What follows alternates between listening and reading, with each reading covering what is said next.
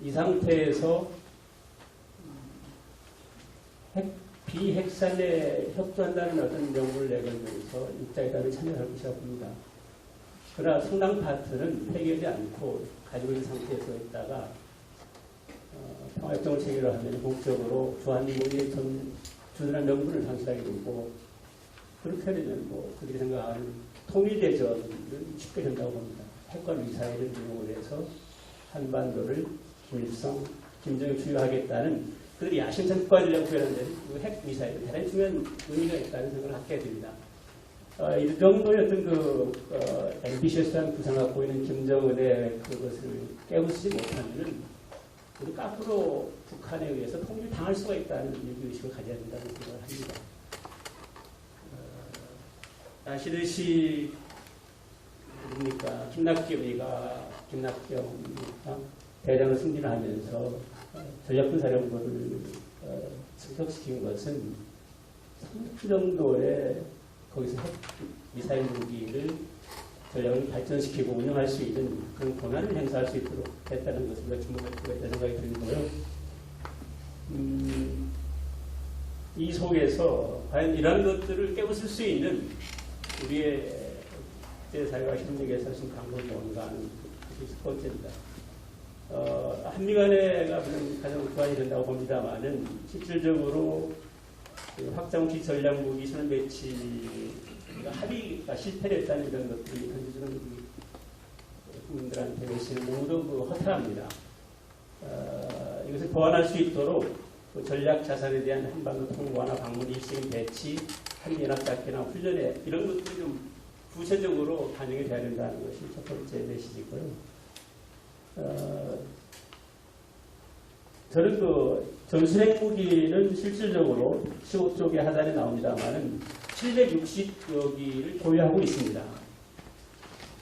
나토 터키를 포함한 동맹들이 많이 공동운영권을 행사를 하고 있고요.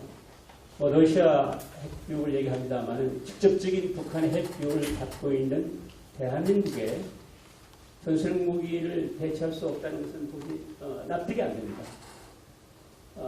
이 전술핵 무기를 갖고 있는 상징성 너무 정치 심적인 것이 너무 독하다 보니까 단순하게 어떤 작전적인 측면뿐만 아니라 국민들이 핵 미사일로부터 그런 공포를 해방시킬 수 있는 것 중에 하나도 이 전술핵 무기 배치라고 보고, 그래서 이것은 분명히 그려질 수 있도록 해야 되겠다는 것이 첫 번째 주장이고요. 그다음에 사드 배치 관련해서 지금 사드 배치 결정 이후에 갈등 요소들이 몇 가지가 있습니다. 하나는 여전히 중국이 사드 배치 자체가 미국이 주도하는 MB 체제에 가입한다는 비난이 있고, 또 미국이 추가적으로 수도권 방어의 필요성을 제기하면서 사드를 추가 구매할 수 있도록 하기 위한 어떤 수순이라는 그런 내심도 있고, 그렇게 되면은 우리가 추가하고 있는 삼식 전략이라는 것은 대단히 어렵게 된다는.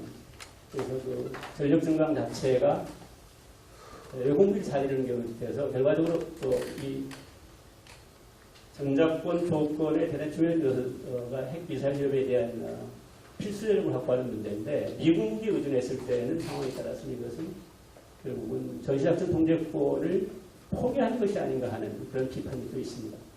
첫 번째 문제는 위성 정치장께서 최근에 모닝캄에 발표가 있었듯이 거기는 명확한 것들을 MBC에 가입하지 않는다는 것을 제시를 한다. 일본과 같이 MD 체제에 대한 MOU를 체결하는 것도 없고, 또 MD 무기 체계를 개발하기 위해서 같이 한미 간에 공동 투자하는 사례도 없고, 또 여기 나오듯이 16쪽에 C2BMC에 대해 연동되어 있지 않는 이런 것들은 분명히 미국의 MD 체제에 가입하지 않는다는 것이 명명백백하다 보니까, 또 만약에 우리가 추가적으로 사드를 배치를 하기 위해서 사온다면 이것은 MD 체제 자동 편입될 수밖에 없는 것이라고 봅니다. 그렇게 되면은 사드 추가를 배치하면은 실질적으로 KMD 체제는 상당히 이중 수다가 되기 때문에 할 수가 없는 상황이 될 수 있다고 볼 때 이거 분명히 해야 된다.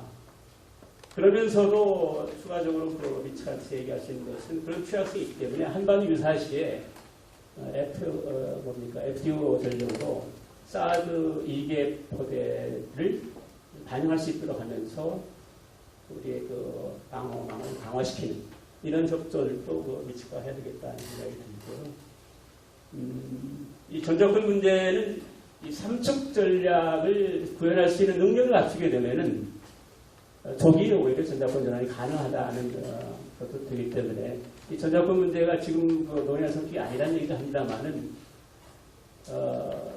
아무리 동맹국이라 하더라도 우리가 신뢰할 수 없는 면이 너무 많다 보니까 우리 스스로 북한 핵미사일 위협에 대처할 수 있는 능력과 의지와 전략과 그런 권한을 행사하지 못하게 된다. 못하게 되겠죠. 뭐 그건 어쩔 수가 없습니다. 너무도 잘 아시지 않습니까?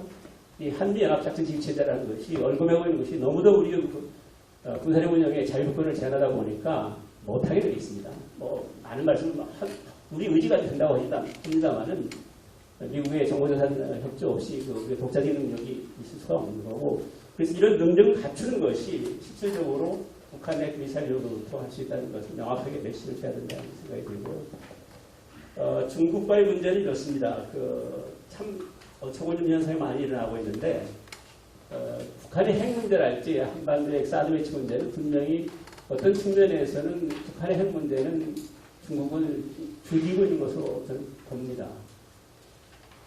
레토릭은 있을지 몰라도 실질적으로 북한의 비핵화를 위한 실질적인 액션은 이루어지지 않고 있다고 봤을 때 북한 핵 미사일 위협에 대한 문제를 중국의 협조를 받아간다? 그것은 군사적인 측면에서는 한계가 있다는 생각이 들고요. 그러면서도 분명한 것은 북한이 계속적으로 핵 미사일 능력을 강화시키는 것이 중국의 이익에 기여되는가 하는 것은 명확하거든요. 아까 말씀드렸습니다만 핵 미사일이라는 것이 한반도 이 분단체를 극복하는 하여튼 또 다른 어떤 비상의 무기로 운영하겠다는 의지가 분명하다 보니까 핵 미사일을 강화하면 할수록 한반도의 무력 충돌과 전쟁으로 갈 수 있는 가능성이 높다 보니까 현재 북한 핵 미사일을 폐기할 수 있도록 하기 위한 중국과의 협조적인 체제 구축은 대단히 절실하다는 것이 첫 번째고요. 두 번째 문제는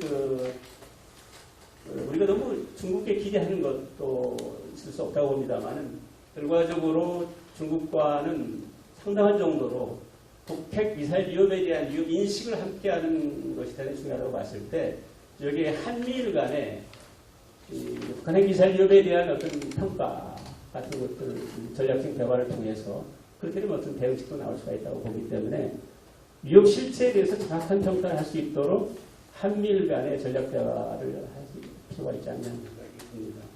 러시아 중요한 요소라고 봅니다. 러시아는 상황에 따라서는 중국보다 더 훨씬 더 밀착되어 있다 보니까 러시아 변수를 이용을 해서 북한 핵 미사일을 제한화시키는 방법이 있다고 보는 거고요.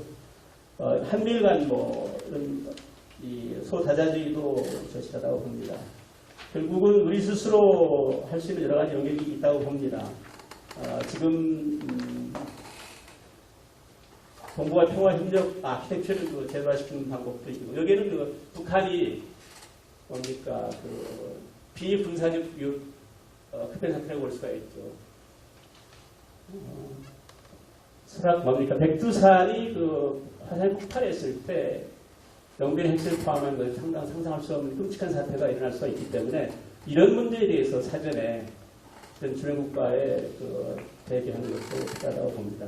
마지막으로 한 말씀 드린다면 유엔 차원에서도 지금까지 이런 경제적 북한 것은 바람직하지 않고 가능하다고 보지는 않습니다만 노력을 해야 된다고 그러시면 북한 6차 핵실험을 감행하거나 ICBM 같은 재진입 발사 시험을 한 징후가 보인다면은 이 군사제재를 하겠다는 유엔 차원에서의 결의안을 추진하는 것도 북한의 핵 능력을 강화시키지 않는 방안이라고 봅니다.